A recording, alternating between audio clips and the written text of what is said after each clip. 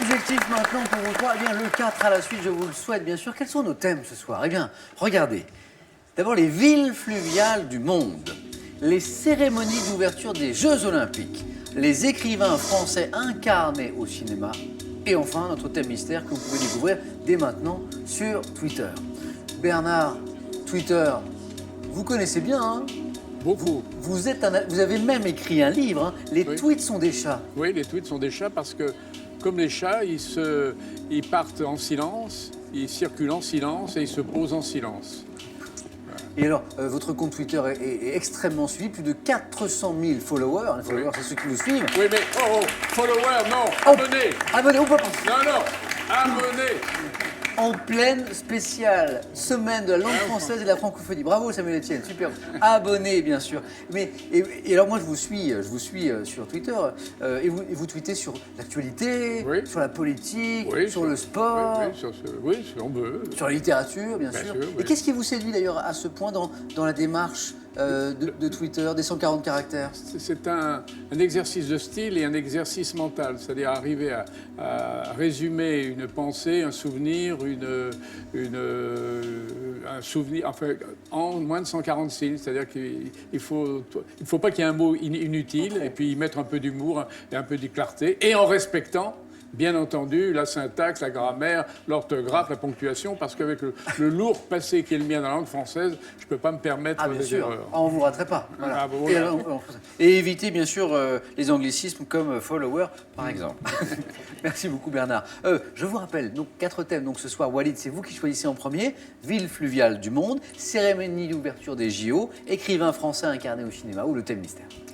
Ça va, je vais choisir les villes fluviales du monde. Venez Walid, venez jouer avec moi.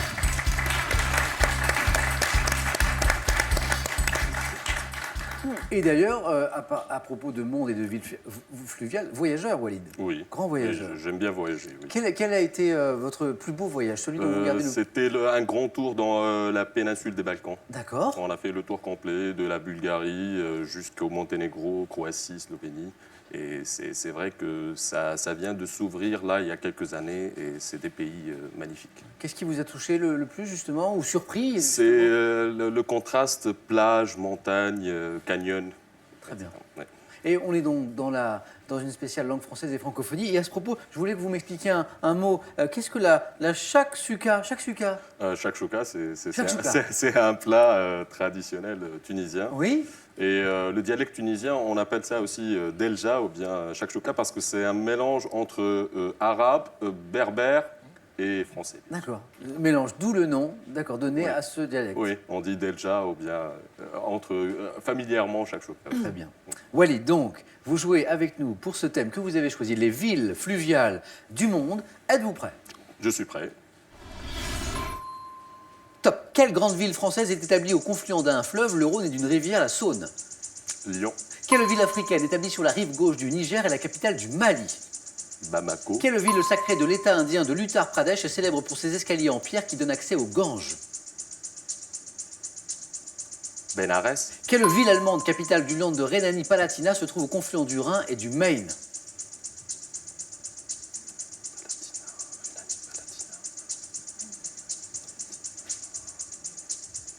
Mayence. Oh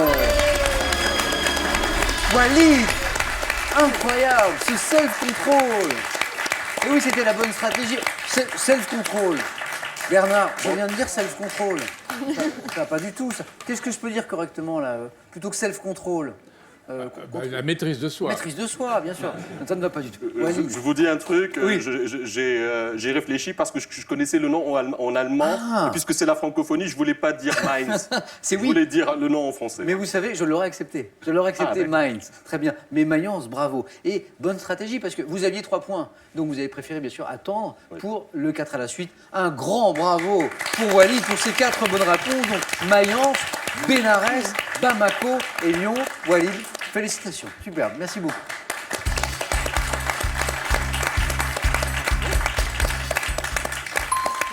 Très beau score, 4 à la suite de Walid. Maintenant, c'est à vous, Eleftheria. Soit avec ces cérémonies d'ouverture des Jeux Olympiques, ces écrivains français incarnés au cinéma ou le thème mystère. Sans beaucoup de conviction, les écrivains français incarnés au cinéma. Venez, venez, Lefteria, venez jouer avec moi.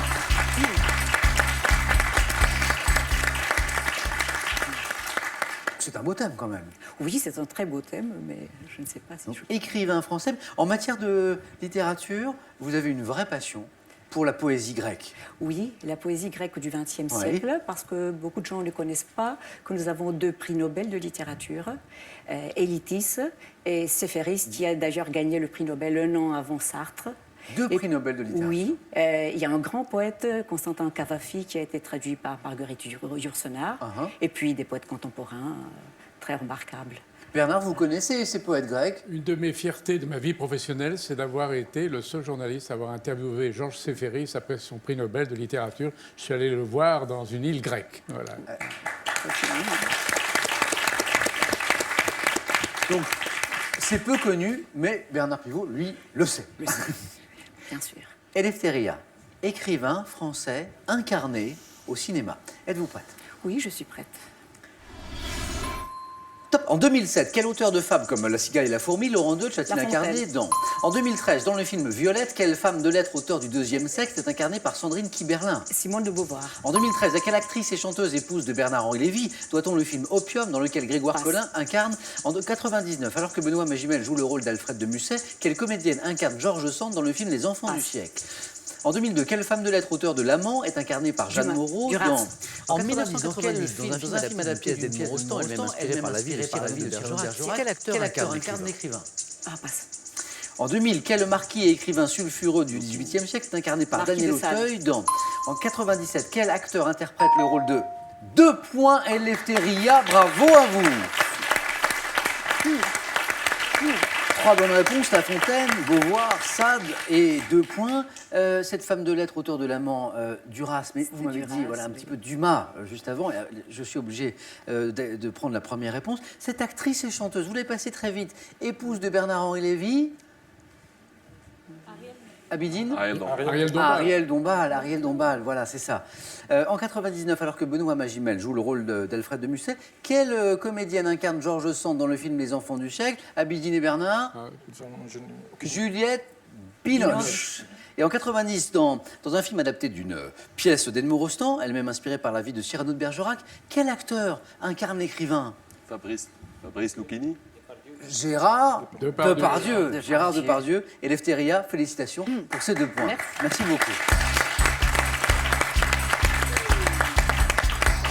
C'est à vous, Diane, maintenant. Soit, donc, objectif faire au moins 2 points pour rester dans la course, sinon plus pour vous qualifier directement pour le face-à-face. Soit avec ces cérémonies d'ouverture des Jeux Olympiques ou notre thème mystère. Je vais essayer les cérémonies d'ouverture des Jeux Olympiques. Venez, Diane. On va le prendre ça aujourd'hui. On va prendre les cérémonies. Cérémonie d'ouverture des Jeux Olympiques, nous sommes bien sûr dans le domaine du sport. C'est l'un de vos points forts ou... Non. Les Jeux Olympiques un peu, mais les sports, non. Il y a un sport que vous pratiquez, Ah oui, ben, plusieurs, Le- mais le curling. le curling. Rappelez-nous le principe. Le principe, vous avez 2 équipes de 4 joueurs et il faut lancer à très très loin des pierres. Oui. Mais il y a beaucoup de stratégies. Donc la façon dont ils tournent, le balayage, la garde la direction, il y a beaucoup de stratégies pour réussir à faire le meilleur score. Alors, la surface, c'est de la glace. De la glace, D'accord. mais avec des petits pitons qui permettent que la pierre glisse. Et alors, je pense que la plupart des gens comme moi qui ne connaissent pas bien le curling se demandent à quoi servent les balayeurs là, qui frottent devant, derrière, sur les côtés là. Non, non, ils frottent que devant. Ah oui, alors c'est quoi? Ils servent à garder la direction. Parce que la pierre, curling veut dire tourner. Donc, quand on Ouais. tourne la poignée, Oui. ça fait tourner la pierre dans un certain sens. Quand elle est presque dans la bonne direction, on balaie pour garder faire réchauffer la glace et Ah faire oui, une bien sûr, direction on préférentielle. balaye que devant, évidemment, oui. Derrière, ça ne sert à Ça rien. ajoute la longueur, mais ça garde aussi une bonne direction. C'est très Les qualités stratégique. pour être un bon joueur, une bonne joueuse de curling Peut-être un sens physique, là. C'est un peu comme les billards. C'est action-réaction avec D'accord. un peu... Et puis l'adresse, bien sûr. Oui, mais non, ça joue par à peu près tout le monde. Mon père joue encore, il a 86 ans. D'accord. Eh bien, Et je salue les gens de la Côte-Nord, Oui, bien dont sûr. je suis originaire. Diane, cérémonie d'ouverture des Jeux Olympiques. Êtes-vous prête? Il faut bien. Top. En 96, quel ancien très grand boxeur alluma la vasque olympique lors de la Mohamed Ali. cérémonie? En quelle année fut projeté lors de la cérémonie des Jeux de Londres un film mettant en scène la reine Elisabeth II aux côtés de 2008. James Bond? En 2000, quel athlète d'origine aborigène alluma la vasque olympique lors de la cérémonie d'ouverture des Jeux de Sydney? J'ai oublié. En 1920, quelle ville a accueilli les Jeux au cours desquels le drapeau et le serment olympique sont apparus lors de la cérémonie d'ouverture? Anvers. En 2016, dans quel stade la cérémonie d'ouverture des Jeux d'été de Rio s'est-elle déroulée? Maracana.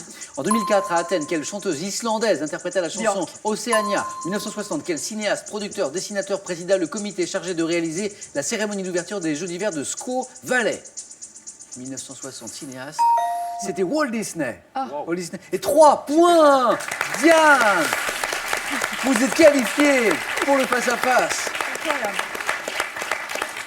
Mohamed Ali, oui, Anvers, Maracana, le stade mythique, et Björk, la chanteuse islandaise, oui, l'athlète d'origine aborigène que vous cherchez, que vous connaissez, mais ça voulait pas revenir, j'ai bien vu, Cathy Freeman.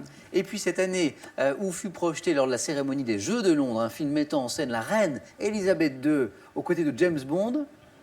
Londres, Bernard, les Jeux de Londres, Eh bien, l'année 2012.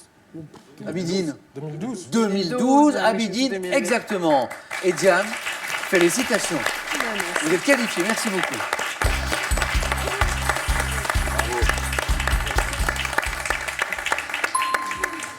Diane, applaudie par Eleftheria. Et moi aussi, je vous applaudis, Eleftheria. Bravo, merci d'avoir joué avec nous ce soir.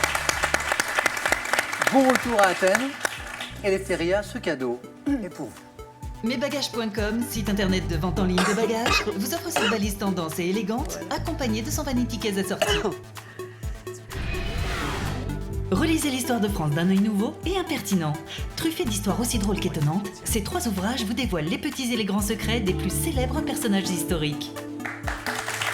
Diane, Walid, félicitations. Tout va se jouer maintenant entre vous deux, mais qui affrontera ce soir notre super champion Abidine? Eh bien, réponse dans le face-à-face.